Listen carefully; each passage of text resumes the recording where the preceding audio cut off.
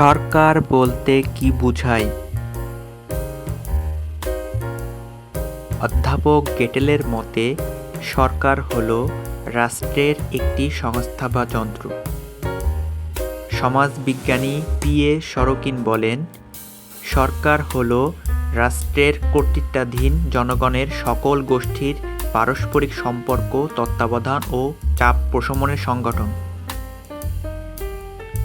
রাষ্ট্রবিজ্ঞানী অধ্যাপক গার্নার এর মতে, সরকার হল রাষ্ট্রের একটি কার্যনির্বাহী মাধ্যম যার সাহায্যে রাষ্ট্রের সকল কাজকর্ম নিয়ন্ত্রিত ও পরিচালিত হয়। জাতীয় সরকার বলতে কী বোঝায়? অনিয়ন্ত্রণযোগ্য জরুরি অবস্থা, অর্থনৈতিক মন্দা, যুদ্ধ ইত্যাদি পরিস্থিতি মোকাবেলা করার জন্য অনেক সময় দেশের সকল রাজনৈতিক দলগুলোর মাঝে ঐকমত্য সৃষ্টি হয় এবং উক্ত ঐকমত্যের ভিত্তিতে যে সরকার গঠিত হয় তাকেই জাতীয় সরকার বলে। ধন্যবাদ।